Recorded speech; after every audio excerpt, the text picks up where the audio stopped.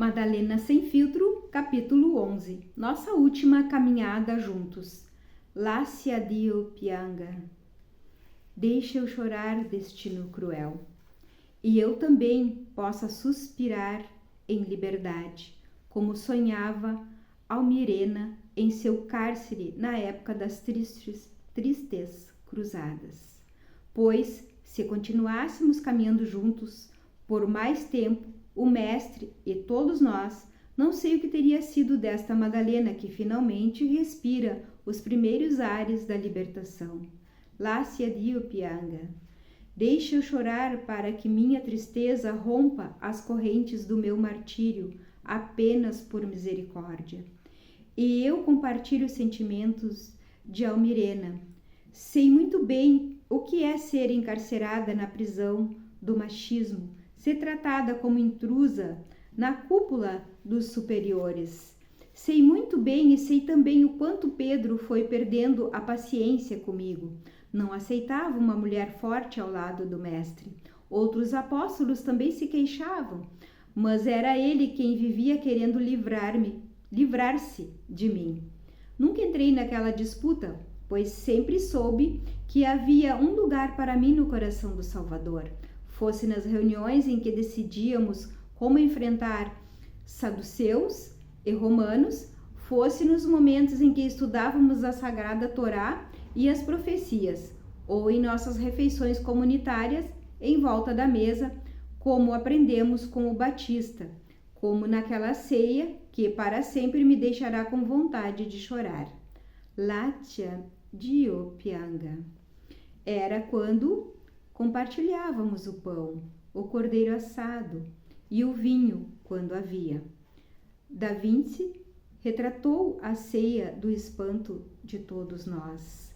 Pedro ao meu lado, dedo em riste. O que faz uma mulher aqui? Foi num desses momentos em que estivemos todos juntos, um pouco antes da famosa ceia, justamente quando eu menos esperava que Pedro foi mais longe e me ameaçou sem pudor. Não entro em detalhes aqui. Não quero acusá-lo de algo sem testemunhas dispostas a confirmar. No entanto, precisei dizê-lo ao nosso mestre. E algum escriba registrou o momento em que me levantei para falar.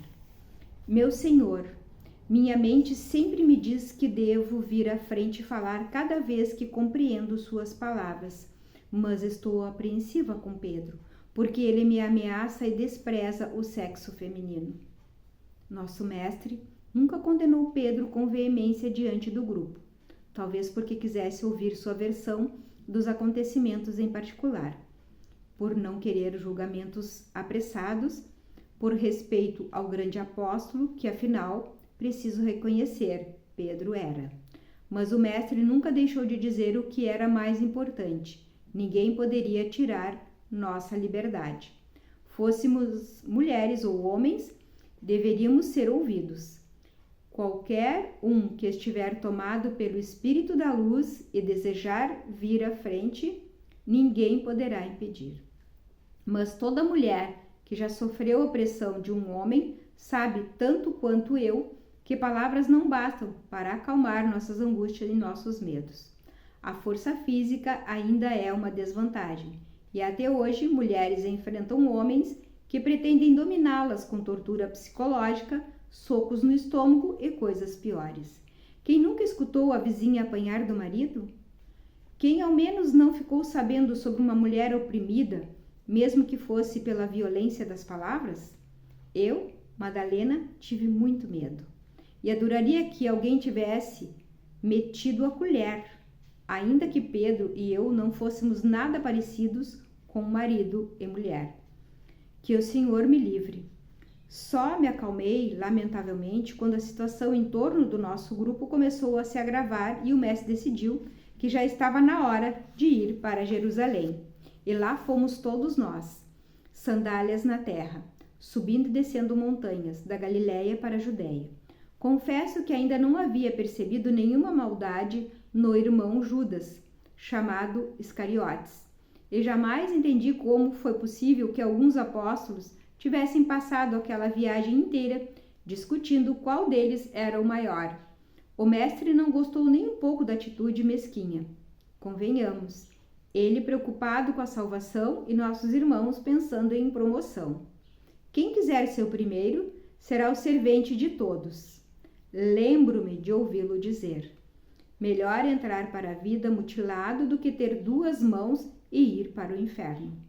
O mestre tinha perdido a paciência, não aceitava mais as pequenez de alguns, e era mesmo necessário que ele desse o exemplo, pois havia uma multidão atrás de nós, Pedro sempre na frente e eu ali também, ao lado do mestre. Assim fomos.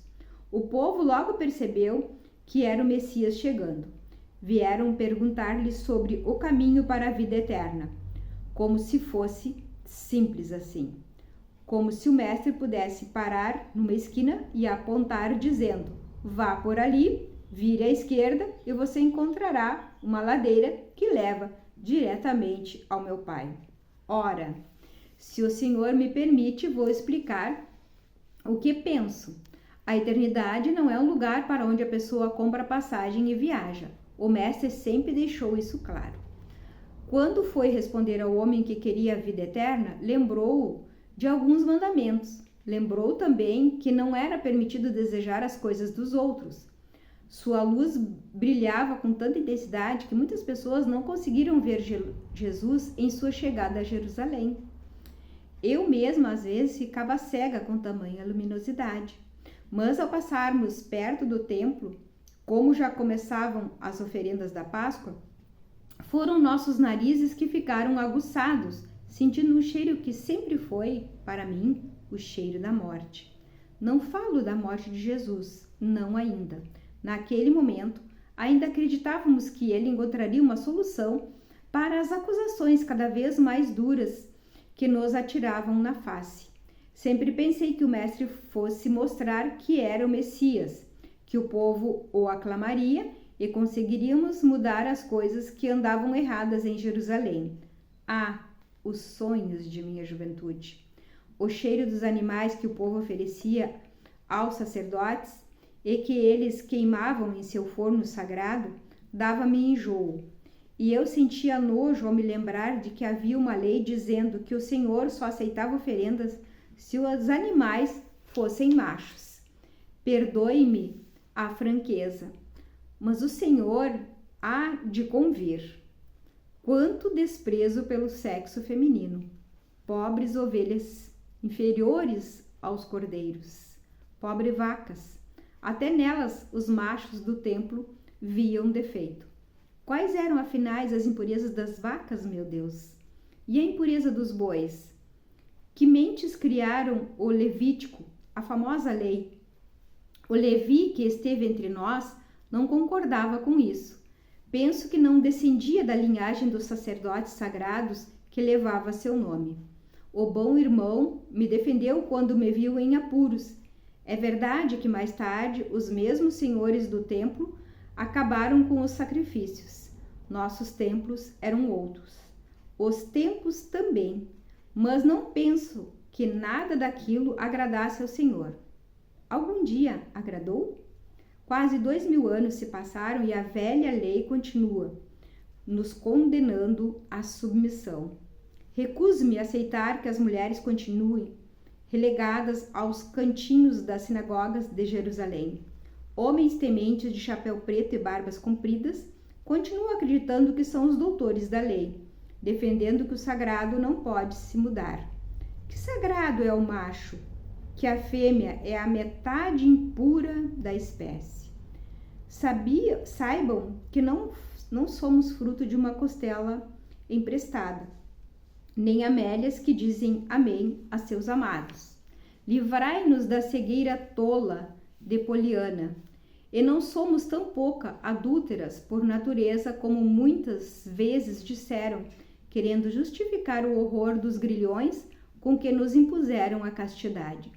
Alguns dias depois da nossa chegada a Jerusalém, finalmente fiquei sabendo que Judas havia vendido sua lealdade.